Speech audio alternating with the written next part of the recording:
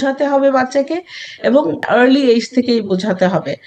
আমরা একটা ফেস করেছি কেস যেখানে দেখেন বাচ্চাদের ছোট থেকেই আপনি যেভাবে বাচ্চাটাকে মানুষ করবেন, বোঝাবেন যে আপনার গ্যাজেটের কতটুকু সময় সে স্পেন্ড করবে, এগুলো সবকিছু মা অথবা বাবাকে সুপারভাইজ করতে হবে।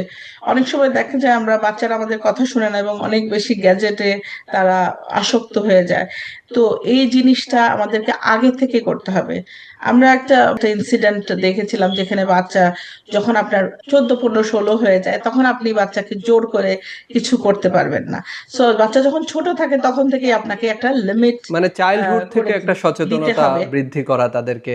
হ্যাঁ, যাতে যাতে আপনার কোনো ওরকম কোনো সিচুয়েশন না হয়।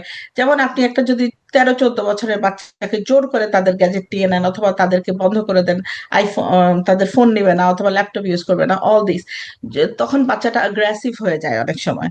এবং অ্যাগ্রেসিভ হয়ে গেলে তখন মা বাবা বাচ্চার গায়ে হাত তুলে অনেক সময়। এবং এই হাত তোলাটা বাচ্চা যদি স্কুলে যে কমপ্লেন করে, সোশ্যাল ওয়ার্কারকে বলে অথবা পুলিশকে 911 কল করে বলে, তখন মা বাবাকেই এটা খেসারত দিতে হবে। তার মানে হচ্ছে পুলিশ এসে ওই প্যারেন্টসটাকে অ্যারেস্ট করবে এবং ওনাকে কোর্টে প্রেজেন্ট করতে হবে, তারপর ওনাকে জামিনে ছাড়বে।